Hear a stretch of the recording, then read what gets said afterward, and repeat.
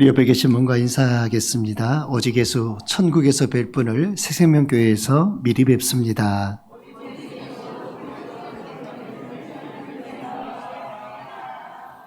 할렐루야. 무더운 날씨 가운데 어떻게 보내고 계십니까? 밖에만 나가면 막 익어버릴 것 같잖아요. 날씨가 30, 40도 가까이 이렇게 오르내리는데 애 많이 쓰시고 고생들 많이 하시는데 무더운 날씨에 건강 잃지 않게 주의하시기를 바랍니다. 성경에는 많은 사람들이 예수님을 만나려고 찾아오는 것을 우리가 볼 수 있습니다.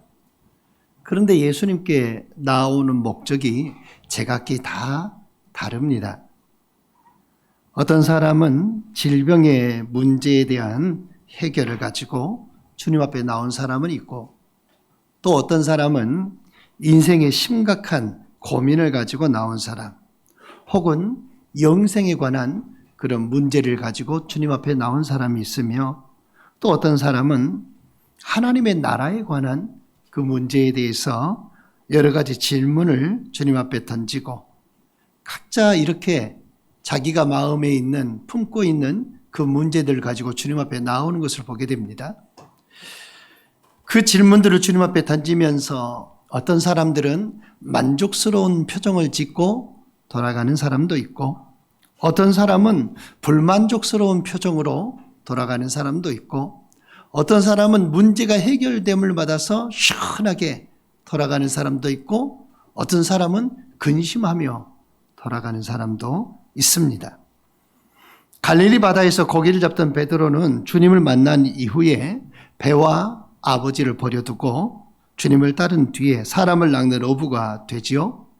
소경 바디메오는 길가에서 예수님의 소문을 듣고 소리소리 주님 앞에서 고함을 지르다가 주님을 만나고 그의 소경된 눈이 뜨이는 축복을 받기도 했습니다. 7 귀신이 들려서 길거리에서 놀림을 받던 그 막달라 마리아는 주님을 만난 뒤에 귀신이 쫓겨나가고 온전해지고 그 주님 가까이서 주님을 섬기는 복을 받기도 했지요. 그러나 어떤 사람은 주님을 따르기를 원했지만 내 가족과 먼저 작별을 하게 해 주십시오 라고 주님께 간청을 했지만 예수님은 손에 쟁기를 들고 뒤를 돌아보는 자는 내게 합당치 아니하다 말씀하시면서 거절하시기도 했습니다. 쟁기는 복음이겠고 뒤를 돌아다 본다라고 하는 것은 세상을 따라가는 생활을 의미하겠지요. 하나님의 일꾼으로 부르심을 받은 사람들이 세상을 바라보는 그 모든 것들은 하나님의 그 일에 합당하지 않다라고 주님이 말씀하셨습니다. 사랑하는 새생명 가족 여러분 이런 말 다 들어보셨지요? 다 좋은데 딱 한 가지가 마음에 걸리는 것이 있다. 다 좋은데 살짝 아쉬운 것이 있다. 저 사람은 다 좋은데 술만 마시면 사람이 이상하게 변한다. 저 사람은 다 좋은데 성격도 좋고 일도 잘하고 그런데 결정적으로 이런 버릇이 있다. 이런 것들이 있어요. 치명적인 것이죠. 그 치명적인 것을 뭐라고 말하냐면 아킬레스건이라고 그렇게 말합니다. 사람의 발 뒤에 뒤꿈치 바로 위에 있는 힘줄, 그쪽이 아킬레스건이죠. 거기가 다치면 운동선수는 치명적입니다. 십자인대 파열 못지않게 치명적인 것이죠. 이 치명적인 약점이 아킬레스건이라고 그렇게 우리가 부릅니다. 저와 여러분에게 있어서 치명적인 것이 무엇일까요? 작은 것일지라도 그것이 문제가 된다면 자신에게 치명적인 해를 입힐 수가 있습니다. 마라톤을 완주한 선수에게 리포터가 물었어요. 당신은 뛰는 동안 뭐가 제일 힘들었습니까? 42.195km, 42km 조금 넘는 거리를 달려가야 합니다. 그런데 그 마라토너에게 뭐가 제일 힘들었습니까? 라고 물었을 때 호흡이 제일 힘들었습니까? 숨 쉬는 게? 아니면 그렇게 뛰다 보니까 갈증 나는 게 제일 힘들었습니까? 물어봤어요. 그러자 그 마라토너가 대답하기를 호흡도 아니고 갈증도 아닙니다. 그 신발 안에 박혀있던 조그만 모래 그 한 알이 나를 너무너무 힘들게 했습니다. 멈춰 서면 더 이상 뛸 힘이 없어져 버려요. 못 달려요. 그런데 그 모래 하나가 내 신발 안에 박혀있는 거 그것 때문에 달려가는데 너무너무 힘들었습니다. 우리도 그렇죠? 걷다 보면 신발 속에 뭐가 하나가 들어있으면 그거 기어코 빼내고 가야 되잖아요. 그래서 신발 벗고 신발을 거꾸로 털기도 하고, 빠지면 알턴이 빠지듯이 시원하게 걸을 수 있어요. 딱 하나의 약점. 그러나 그게 바로 치명적인 아킬레스건 같은 그런 약점이 될 수 있고 신발 속에 그 작은 돌멩이 하나 같을 수 있다는 거예요. 여러분 신앙생활도 마찬가지입니다. 작은 일, 작은 그 문제 하나가 하나님과의 관계를 멀어지게 만들고 성도들과의 관계를 틀어지게 만들고 교회 안에 혼란과 상처를 줄 수 있습니다. 분쟁이 있는 그런 교회들을 보면 대부분 커다란 문제가 있어서 다투지 않습니다. 진리의 문제 갖고 다투지 않습니다. 무엇이 옳으냐 무엇이 그르냐 정의의 문제 가지고 다투지 않습니다. 그것 때문에 싸우는 게 아니에요. 천국이냐 지옥이냐 그런 것 가지고 차라리 싸우면 좋죠. 그런데 그게 아니란 말이에요. 문제를 자세히 들여다보면 극히 보잘것없는 지극히 사소한 그 문제, 그 감정적인 갈등 가지고 시작이 되어져서 커다란 싸움이 비일비재하게 이루어진다는 사실입니다.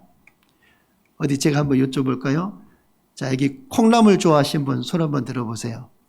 콩나물 좋아하시는 분. 자, 두 가지 예를 드릴게요. 나는 콩나물 좋아한다. 나는 숙주를 좋아한다. 자, 콩나물 좋아하시는 분.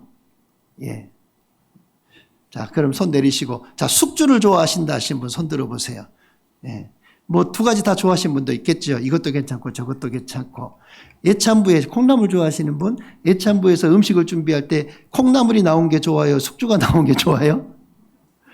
콩나물 좋아하시는 분들한테 물었어요. 뭐가 나온 게 좋아요? 콩나물이 나온 게 좋겠죠. 그러면 자, 숙주 좋아하시는 분들께 여쭙니다. 예찬부에서 음식을 준비할 때 숙주가 나온 게 좋겠죠? 그렇죠. 뭘 준비할 거냐? 콩나물을 준비할 거냐, 숙주를 준비할 거냐, 뭘 준비할 거냐 갖고 다투기 시작하면 끝이 없어요. 예, 그렇잖아요. 나는 콩나물을 좋아하니까 콩나물을 준비해. 나는 숙주를 좋아하니까 숙주를 준비해. 그러면 가장 지혜로운 방법은 둘 다 준비하든가 둘 다 준비 안 하든가. 그렇죠? 근데 그거 가지고 그 사살 콩나물을 준비하면 어떻고 숙주를 준비하면 어때요? 예, 기쁨과 감사함으로 먹을 수 있으면 그만이잖아요. 그런데 왜 콩나물이냐? 나는 숙주를 좋아하는데 이도 없어서 이도 흔들리고 흔든데 왜 콩나물이냐? 숙주 얼마나 부들부들하고 좋아. 숙주를 좋아하신 분은 나는 이렇게 그래도 아삭아삭 씹히는 것이 좋은데 왜 이렇게 물러터진 숙주냐? 여러분, 그런 것들이 결국 싸울 수 있는 빌미를 제공한다는 사실이에요. 아무것도 아닌 것인데요.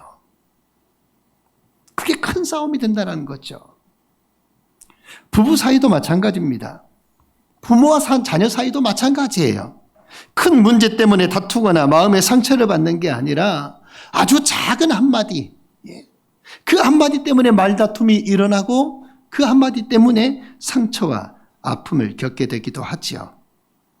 오늘 성경에 보면 어느 날 주님께서 길을 가실 때 한 청년이 달려와서 주님 앞에 무릎을 턱 꿇습니다. 그리고 그는 예수님께 한 가지 질문을 던지지요. 선한 선생님이여, 내가 무엇을 하여야 영생을 얻으리까? 영생이라고 하는 그 마음의 문제를 가지고 주님 앞에 나왔어요. 그 마음은 정말 간절했고 그 마음은 진짜 그 얼굴을 보면 사뭇 얼마나 그 간절함이 묻어나지 않았겠습니까? 그냥 온 것도 아니고 주님 앞에 달려와서 주님 앞에 무릎을 꿇는 거예요. 급하고 간절하면 우리가 바지가랑이를 붙잡잖아요. 그거 같아요. 그 모습으로 주님 앞에 나왔어요. 그는 훌륭한 가정에서 태어났습니다. 교육도 잘 받았습니다. 부모가 물려준 유산으로 어떤 그 부유한 삶을 누리는 그런 청년이었습니다. 율법에 대해서도 많은 관심을 가졌고 그 율법을 지켰던 생활을 어느 누구보다도 잘 해왔습니다. 요즘 말로 표현하면 이렇게 표현할 수 있겠어요. 교회도 잘 나오고 십계명도 잘 지키고 율법도 잘 지키고 하나님의 그 귀한 사업에 함께 동참도 하는 그런 청년. 이 17절에 이 한 사람이 달려와서 이렇게 말했다라고 말합니다. 한 사람이라고 표현하고 있어요. 이 사람이 구체적으로 어떤 사람이다라고 말하진 표현은 없지만 22절 말씀에 보면 이 사람이 재물이 많은 거로 근심하며 돌아갔다라고 하는 것으로 보아서 이 사람은 부유한 사람이었다라는 것이죠. 그리고 마태복음 19장 20절 22절에 보면 그 청년이라고 이렇게 표현이 되고 있어요. 그러니까 이 사람은 어떤 사람인 거예요? 젊은 사람이에요. 예. 재물이 많은 사람, 그리고 청년. 예. 그리고 누가복음 18장 18절에 보면 어떤 관원이라고 나옵니다. 어떤 관원. 그러니까 청년이고 재물이 많은 사람이고 그 다음에 또 관직에 있는 사람이라는 거예요. 예? 관직에 있는 사람. 이 사람이 결국 부자였고, 예, 이 사람이 청년이었고, 이 사람이 관직에 있는 사람이니까 요즘 말로 치면 이 사람 어떤 사람이에요? 예, 금수저. 예, 또 1등 신랑감. 그쵸? 예, 신랑으로 도덕적으로도 본인 스스로도 깨끗하게 살았다고 자부하는 그런 사람이에요. 남들도 그렇게 인정해 주는 사람이겠죠? 결혼 순위의 1순위의 조건을 가진 사람. 율법을 잘 지킨 데다가 젊은 데다가 부자였고 그는 직업도 아주 괜찮았습니다. 스펙이 참 좋은 사람이었다라는 거예요. 그런데 이 청년이 어느 날 심각한 인생의 문제에 부닥치게 됐어요. 영생이 무엇이냐? 삶이 무엇이냐? 인생이 무엇이냐? 그 문제에 부딪혔어요. 그 문제가 자신의 마음을 완전히 사로잡아 버렸습니다. 사람들이 교회에 나온다고 해서 모두 다 구원의 확신을 가지고 신앙생활하는 것은 아니잖아요. 좀 이상한 말 같지만 교회에 나오는 많은 사람들이 영생에 관한 문제, 하나님의 나라에 관한 이런 문제, 장차 하늘에서 받을 그 상급에 관해서 그렇게 큰 관심들을 가지고 있지 않다라는 거예요. 여러분은 그렇지 않기를 주의 이름으로 축원합니다. 영생에 관해서 하나님의 나라에 관해서 여러분들이 하늘에서 누릴 그 상급에 관해서 깊은 관심을 갖고 믿음 생활하시기를 바랍니다. 영적 문제보다 지금 당장 필요한 그 현세적인 그 문제에 대해서 더 중요하게 여기고 그 문제가 해결받아야 되겠다라고 하는 의도를 가지고 하나님 앞에 나와 예배하는 그런 신앙인들도 적지 않다라는 거예요. 매주 주님 앞에 나와 예배하지만 내가 왜 이렇게 교회에서 예배해야 되는가? 정확한 해답을 내리지 못하면서도 그래도 꼬박꼬박 나온다는 건 그 해답을 찾을 확률이 높다라는 것이죠. 이 젊은 부자 청년 역시 그랬습니다. 그 문제를 가지고 예수님께 나왔습니다. 결국 인간은 이 영적 문제가 해결되지 않으면 그 어떤 것들을 가진다고 할지라도 어떤 것을 소유해도 참된 만족을 얻을 수 없다라는 거예요. 어떻게 하여야 영생을 얻으리까? 영혼의 문제, 영생의 문제, 죽음 이후의 문제, 이 땅의 모든 것을 다 누릴지라도 그 다음에 대한 확신이 없으면 이 땅에서의 삶이 화려할지라도 그는 고독할 수밖에 없다라는 것입니다. 어떤 사람에게 물었다잖아요. 어떤 청년에게. 학자가 물었습니다. 자네는 이 좋은 대학에 다니고 난 이후에 무슨 삶을 원하는가? 좋은 직장에 취직해야죠. 좋은 직장에 취직한 그 다음에는 그러니까 뭐 직장생활 잘하다가 좋은 가정 꾸려야지요. 좋은 가정 꾸리고 그 다음에는 계속해서 그 다음에는 가니까 뭐라고 대답해요? 마지막에 대답할 것이 뭐밖에 없어요? 죽지요. 그랬다는 거예요. 죽는 것에서 그냥 끝나버렸다는 거예요. 하나님을 믿는 하나님의 자녀들은 죽음에서 끝나는 게 아니잖아요. 이 영생의 문제가 해결돼야 합니다. 우리의 신앙이 자라고 우리의 영적인 눈이 열려지면서 우리는 이 청년과 같은 심각한 자기 생에 대한 의문이 제기될 수밖에 없지요. 영생은 있는 것인가? 이에 대한 정확한 해답을 얻기를 간절히 바라는 그런 시기가 누구에게나 있었고 또 누구에게나 앞으로 있게 될 것입니다. 예수님이 청년에게 영생에 관한 분명한 해답을 주었습니다. 뭐라고 해답을 주었냐면 내게 한 가지 부족한 것이 있다. 너에게 한 가지 부족한 것이 있으니 가서 너의 있는 것을 다 팔아서 가난한 자들에게 주라. 그리하면 하늘에서 보화가 있으리라. 그리고 나를 따르라. 주님이 말씀하셨죠. 이 청년에게 있었던 그 한 가지 부족한 것이 뭘까요? 주님이 그 청년이 영생을 얻기에 한 가지가 부족했다고 말했습니다.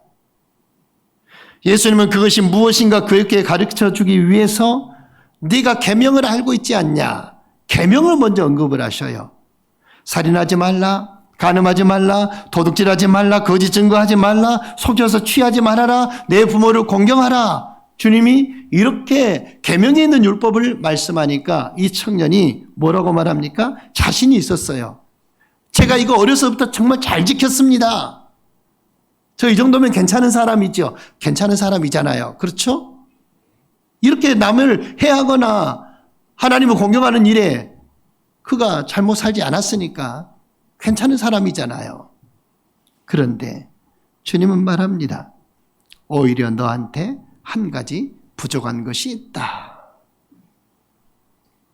이 청년은 예수님의 말씀대로 한 가지 부족한 것 때문에 영생을 얻지 못했고 그리고 영생에 관한 믿음도 가질 수 없었습니다. 우리는 오늘 이 말씀을 통해서 하나님께서는 우리에게 분명히 영생을 주셨건만 우리들에게 만약에 그 구원의 확신이 없다면 이유가 무엇인지 우리는 깨달아야 합니다. 내게 구원의 확신이 없다면 도대체 결격 사유가 뭘까? 내게 구원의 확신이 없는 이유가 뭘까? 그 사실을 깨달아야 돼요. 발견해내야 돼요. 이 청년처럼 그 한 가지 부족한 것 때문에 그 영생의 복을 누리지 못하는 사람들이 많다라는 거예요. 우리는 이 청년에게서 부족했던 그 한 가지가 무엇인가 해답을 찾아내야 합니다. 어떤 사람은 이 청년이 사랑이 부족했다라고 말하기도 합니다. 여러분, 그러나 인간의 영생은 사랑에서 오는 게 아니에요. 우리가 영생을 얻은 것은 하나님을 사랑해서가 아닙니다. 우리가 영생을 얻은 것은 성경에서 표현하기를 우리가 하나님을 사랑한 것이 아니요 하나님이 우리를 사랑하셔서 그 아들을 화목제물로 보내셨다라고 했습니다. 내가 하나님을 사랑해서 영생을 얻는 사람이 되는 게 아니라 하나님이 나를 사랑해 주셔서 영생을 얻은 사람이 된 것이죠. 이 부자 청년은 심각한 오해가 있었어요.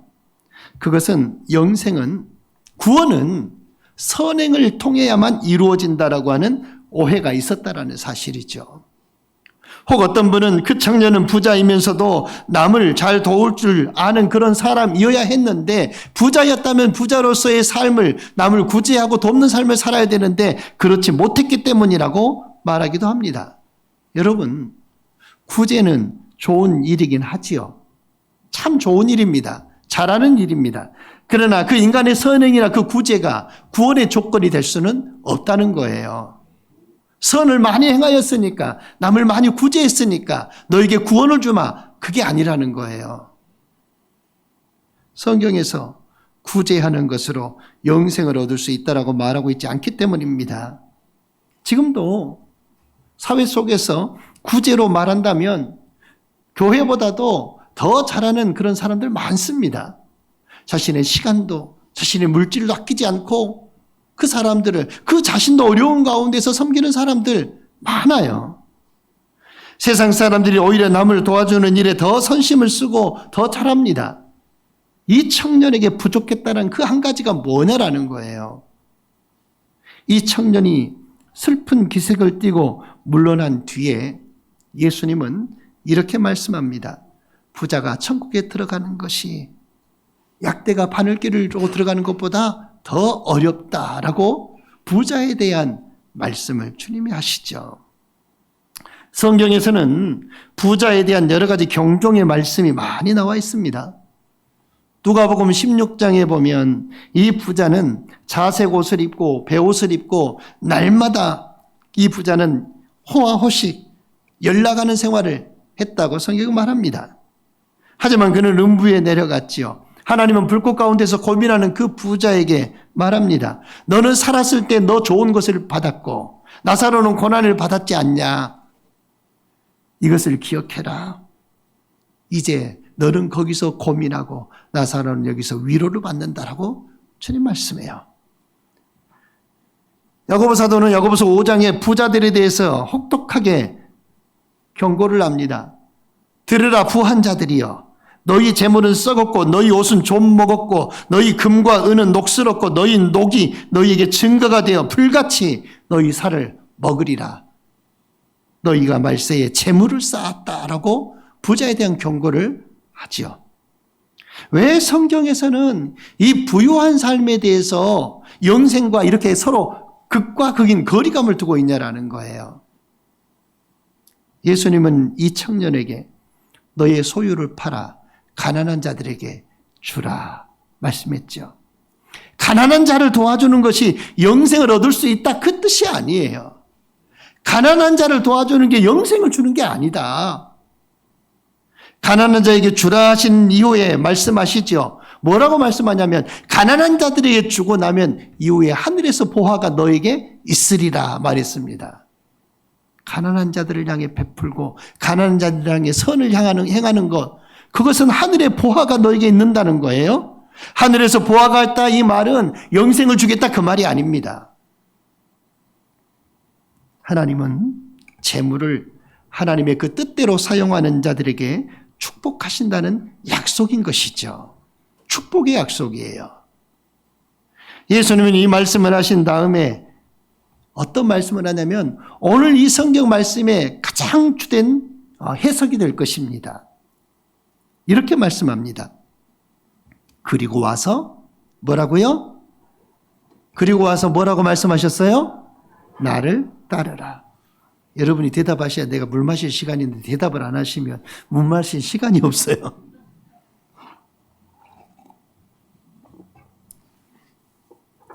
가난한 자들에게 다 나누어 주고 그들을 섬기고 그들을 위해서 삶을 살다가 그 다 내 것을 가지고 섬겨라. 그리고 나를 따르라. 영생은 어디에 있다는 거예요? 예수님을 따르는 데 있다라는 거예요. 착한 일에 있다라는 게 아니에요. 예수님을 따르는 삶. 따른다라고 하는 그 말은 믿는다는 것이고 또한 순종한다는 것이 있습니다.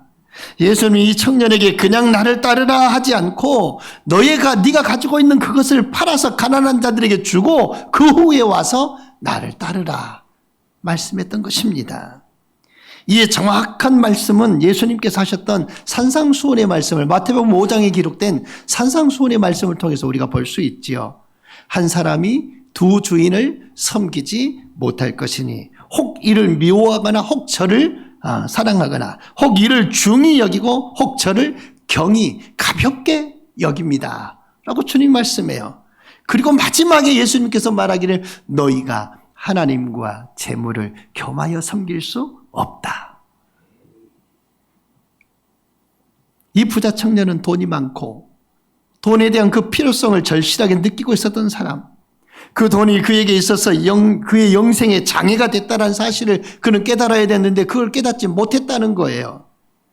예수님은 이 청년이 재물을 사랑하지 않고 그 재물에 대한 미련을 가지지 않고 예수님을 따라야 되는데 그 장애물이 되는 그 재물을 팔아서 오히려 가난한 자들을 구제하는 데 쓰기를 주님은 원하셨고 주님을 따르기를 말씀하셨어요.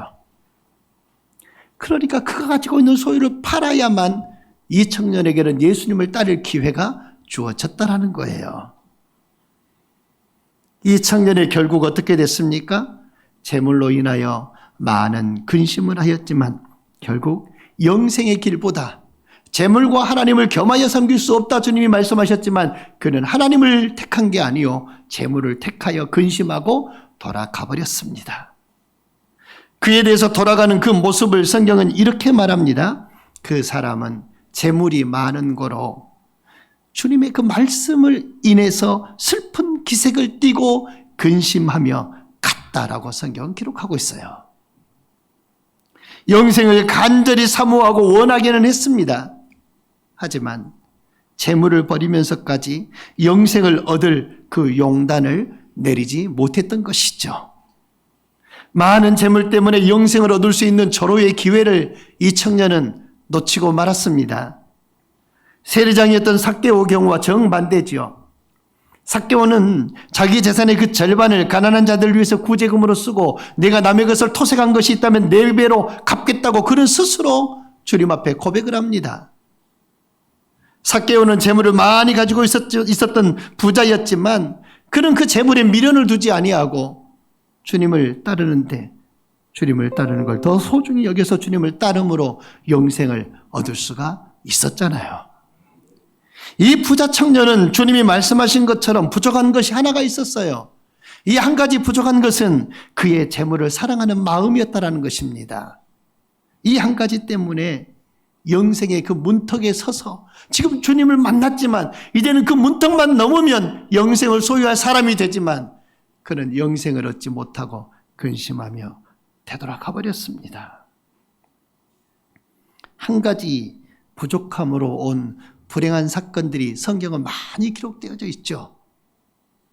우리에게 있어서 이 한 가지 부족한 것으로 인해서 영생뿐만이 아니라 하나님께 받는 징계나 채찍 또는 죽을 병에 걸리고 힘든 그런 일들을 겪는 사업의 실패의 문제 등 이런 한 가지 부족한 것 때문에 찾아오는 그 어려운 일들이 얼마나 많은지 모릅니다. 노아의 경우를 보면 어떻습니까? 이 노아는 당대의 의인이라고 그랬습니다. 하나님이 물로 세상을 심판하실 때 오직 노아와 그의 가족만이 하나님이 그 심판 가운데 보호하셨다는 그 사건을 보면, 노아를 통해서 새로운 민족을 일으키시는 그 사건을 보면 노아는 진짜 괜찮은 사람이에요. 그 중에서 찾아낼 딱 가족이 그 가족밖에 없었다는 거잖아요. 당대의 의인이요 그 시대의 완전한 자라고 하는 칭찬까지 들었습니다. 그러나 그도 술을 마시고 그 아들들로 하여금 범죄케 하고 그 아들을 함이라고 하는 그 둘째 아들을 저주함으로 그 아들이 대대에 저주받는 민족이 됐었잖아요. 그것이 바로 요즘 흑인들이 바로 그 민족의 함의 후손들이죠. 아브라함의 경우도 그렇습니다. 하나님의 약속보다 아내 사라의 말을 듣고 그 사라의 여종이었던 하갈을 첩으로 취하고 오늘날 세계대전을 일으키는 그런 시초들을 제공을 했습니다. 지금 세계의 불씨는 어디에서 일어나고 있어요? 아랍에서 일어나고 있잖아요. 아랍 땅에서 이스라엘과 여러 아랍 국가의 전쟁들 끊이지 않습니다. 이 대결이 결국 세계대전의 불씨가 되어져 가는 것이죠. 결국 아브라함의 본처였던 그 사라의 자손인 이삭의 자손과 그리고 그가 하나님이 말씀하신 약속의 자녀가 아니었던 이스마엘의 자손들인 그 아랍 족속들과의 대결이 지금까지도 계속되고 있다는 거예요. 모세의 경우도 그러합니다. 모세를 향해서 어떤 사람이라고 말합니까?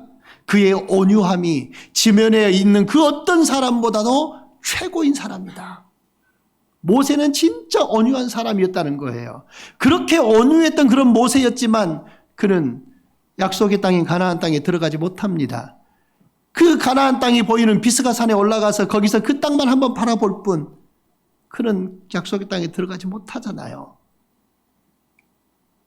반석을 명하여 물을 내라 하신 그 하나님의 말씀에 반석을 쳐버리는 실수를 그가 범하게 되지요. 백성들의 원망과 불평 때문에 그 온유함이 깨져버린 거예요. 다윗의 경우도 마찬가지입니다. 다윗이 자신을 위해서 자기 생명을 돌보지 않고 최전방에서 싸우고 있는 자기 부하의 그 아내를 범하는 일로 인해서 그 다윗의 집안의 가문에는 칼이 끊이지 않습니다. 계속해서 고통이 찾아옵니다. 자식이 아버지를 배신하고 왕이 오르려고 하고,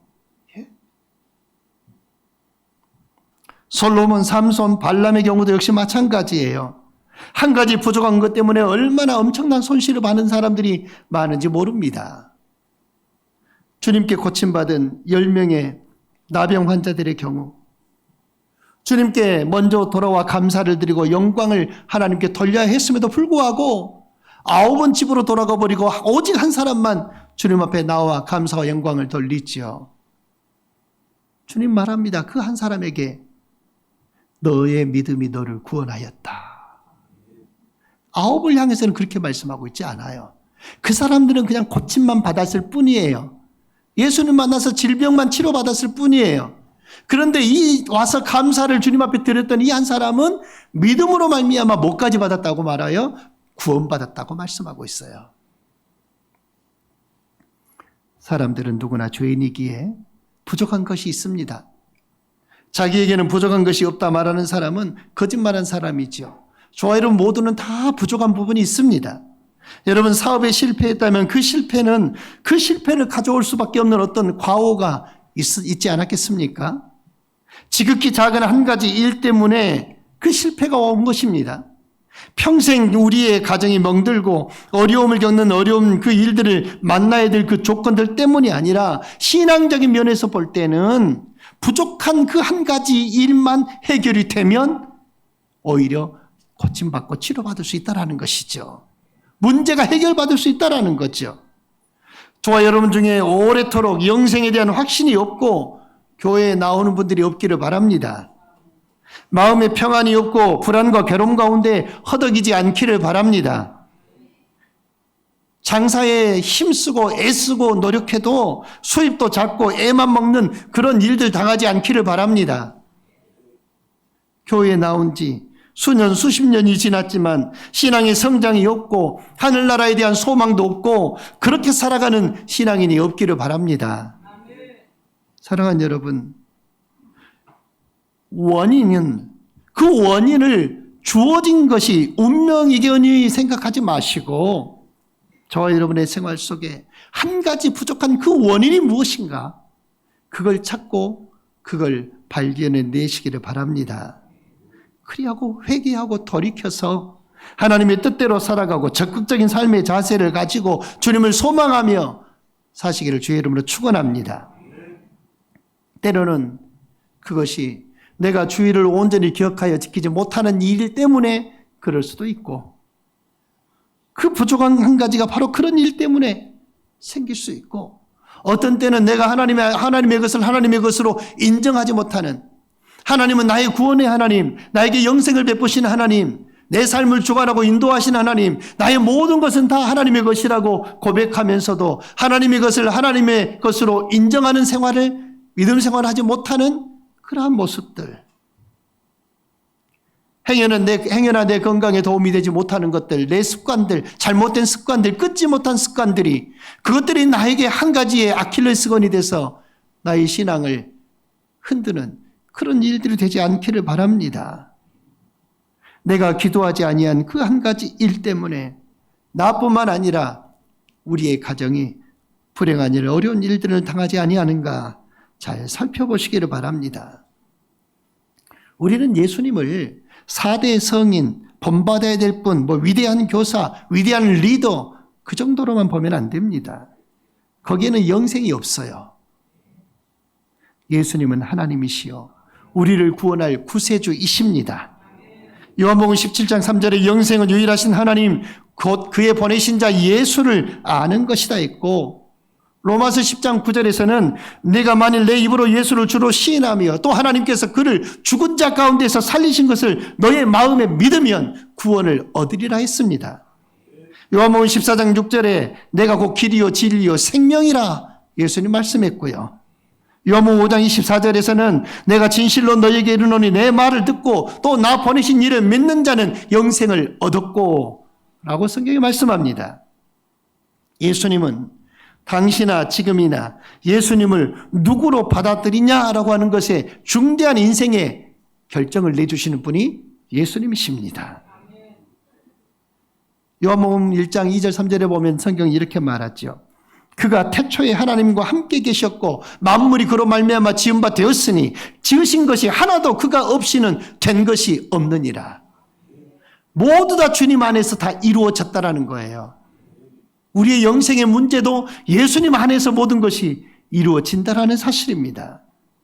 요한복음 6장 38절에 그리스도는 하늘에서 내려오신 분이다. 요한복음 8장 58절에 아브라함보다 먼저 계신 분이다. 요한복음 17장 5절에 창세전부터 아버지 하나님과 함께 영원롭게 계신 분이다. 부자 청년은 어떤 행위를 통해서 영생을 얻을 것으로 생각했습니다. 그러나 주님께서는 질문하는 그 청년에게 인간에 대한 계명을 먼저 말씀하지요. 살인, 간음, 도적질, 거짓 증거, 속여서 취하는 것, 부모 공경, 이런 계명을 네가 잘 지켰냐라고 주님이 묻습니다. 네가 알기로 선을 행하여야 구원을 받는다고 이렇게 생각하느냐, 그걸 묻는 거예요. 이 계명을 지켜서 네가 진짜 선한 사람이 됐느냐? 아니라는 것이죠. 이 청년은 내가 어려서부터 다 지켰습니다. 유대인의 일반적인 그 과정들을 다 지켰다는 거예요. 6살 때부터 율법을 공부했고 준수했고, 그때 예수님은 그에게 뭐라고 말합니까? 21절에 모든 인간의 마음을 다 알고 계시는 예수님께서 그 인간의 형식과 겉모습밖에 볼 수 없지만 예수님은 너의 마음 안에 그 내부의 동기들까지도 속속들이 다 아시는 하나님이심을 말씀하지요. 우린 주님 앞에서 우리의 위선이나 우리의 어떤 형식이 통할 수 없다는 사실을 기억해야 합니다. 예수님께서 그를 보시고 사랑하사 말씀하십니다. 그를 보고 사랑하셔서 말씀해요. 뭐라고 말해요? 내게 오히려 한 가지 부족한 것이 있으니 가서 너에 있는 그것을 다 팔아서 가난한 자들을 주어라. 그리하면 하늘에서 보화가 있고 그리고 와서 나를 따르라. 선한 행위로 영생을 받을 수 없는 걸 결정적으로 주님이 말씀하신 것입니다. 율법의 근본 정신은 하나님을 사랑하고 내 이웃을 내 몸처럼 사랑하는 것이지요. 정말로 선하다면 너의 이웃을 사랑했느냐? 그러나 부족한 것이 있는데 너의 그 재물을 가난한 사람에 주어서 사랑을 실천하고 선을 행하고 나를 따르라. 선을 행하는 게 중요한 게 아니라 주님을 따르는 게 중요하다는 사실이에요. 우리는 어느 것에 매여 있습니까? 과연 내가 하나님을 사랑합니까? 하나님을 사랑한다고 우리의 마음으로 고백하고 과연 우리가 하나님을 향한 그 고백이 과연 우리의 진실한 고백이고 그 재물보다도 하나님을 더 사랑한다고 고백할 수 있습니까? 그 고백이 있어지시기를 바랍니다. 우리 찬양 한 곡 드릴까요?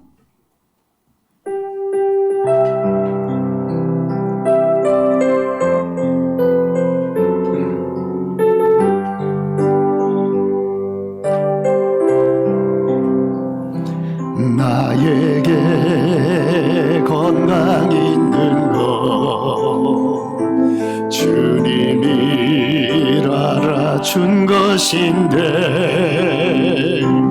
나에게 지식 있는 것 주님이 알아준 것인데 너희는 청년의 때에 창조주 하나님을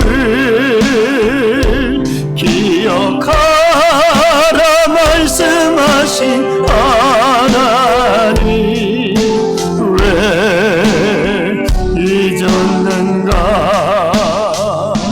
금보다 귀한 세월 나를 위해 무엇했느냐 예수님 나에게 물으시니 회개의 눈물 뿌리래 나에게 물질 있는 것 나에게 물질 있는 것 주님이 알아준 것인데 나에게 명예 있는 것 주님이 알아준 것인데 재물과 하나님을 겸하여 섬기지 못 사리라 말씀하신 하나님 왜 잊었는가. 썩을 것 위에서는 수많은 시간을 쓰면서 주님을 위해서 무엇을 했는지 부끄러움 뿌리네. 나에겐 하나님 한 분, 나에게 하나님 한 분, 그분으로 족하지요. 그분으로 족하지요. 아멘. 한순간 한순간이 은혜와 감격뿐이지요. 먼저 그의 나라와 그의 일을 구하라. 세상 살아가는 법을 말씀하신 나의 하나님, 지금의 나 된 것은 주님의 크신 은혜이니 일할 수 있을 때 힘써 일어라. 하나님을 위하여, 하나님을 위하여, 하나님을 위하여. 할렐루야. 부족한 한 가지, 예수님을 따르는데, 모시고 따르는데 하나님과 나 사이를 가로막는 그 한 가지, 이것은 주님을 내 인생의 주인으로 모시지 못하게 하는 그 한 가지가 됩니다. 주님께로 가까이 가지 못하게 하는 한 가지가 되는 것입니다. 누구나 약점이 있을 수 있습니다. 이 약점이 치명적인 약점이 되지 않게 해야 합니다. 주님보다 더 사랑하는 그 한 가지, 끈적거리면서 계속 엉겨붙어 있는, 떨어지지 아니하는 그 한 가지, 그 한 가지를 떼내 버려야 합니다. 배설물처럼 여기라고 말합니다. 그래야 온전히 주님을 따를 수 있다고 성경은 말씀하고 있어요. 주님보다 더 사랑하는 것이 무엇입니까? 주님보다 더 우선하는 것이 무엇입니까? 주님보다 더 가까이 하는 것이 무엇입니까? 부활하신 예수님을 배신하고 저주하고 떠나버렸던 그 베드로에게 주님이 찾아가 묻습니다. 요한의 아들 시몬아, 네가 이 사람들보다 나를 더 사랑하느냐? 우선순위에 대한 질문을 하시잖아요. 이 질문에 대답할 수 있을 때 비로소 우리는 사명을 감당할 수 있고 우리가 하나님의 은혜 가운데 거룩한 영생을 소유한 하나님의 사람으로 살 수 있을 줄 믿습니다. 오늘 본문의 이 부자 청년이 영원한 영생에 대한 관심은 있었어요. 그러나 부족한 한 가지 때문에 영생을 놓쳐버렸고 근심하며 돌아갔습니다. 조용히 눈을 감으시고 내가 가지고 있는 이 한 가지, 버리려고 했지만 여전히 버려지지 않는 그 한 가지, 이 한 가지 문제 때문에 가정의 어려움을 겪고 있다고 생각하시기를 바랍니다. 이 한 가지 문제 때문에 내 신앙의 어려움을 겪고 있다고 생각하시기를 바랍니다. 그리고 그 한 가지 버려야 할 것을 이 시간 마음의 결단으로 버리시기를 주의 이름으로 축원합니다. 영생의 길을 버려버리고 쓸쓸하게 돌이켜가 버린 그 청년 같은 실패자가 되지 마시고 믿음으로 승리하는 우리 새생명교회 모든 성도들 되시기를 주의 이름으로 축원합니다. 우리 시간 함께 한번 기도하겠습니다. 하나님, 나에게는 버려야 될 그 한 가지 아킬레스건 같은 그 약점이 무엇입니까? 주님, 버리게 해주십시오. 정말로 질기게 나에게 붙어있고, 그리고 그것이 나를 결국 침륜에 빠진 자가 되게 만들고, 나로 하여금 하나님을 따라 하나님의 기뻐하신 뜻을 쫓아서 기쁨의 신앙생활을 누리게 하지 못하는 그 한 가지가 무엇입니까? 주님, 버리게 해주십시오. 떨어지게 해주십시오. 오직 그 한 가지 버려서 내 삶의 변화가 일어난다면 주님 그 변화를 경험하게 해주십시오. 우리 시간 주님을 한번 간절히 부르고 다 같이 나의 그 약점, 그 치명적인 약점 한 가지를 주님 앞에 내어놓는 시간 되시기를 바랍니다. 다 같이 주님 한번 간절히 부르고 기도합니다. 주여, 하나님 아버지,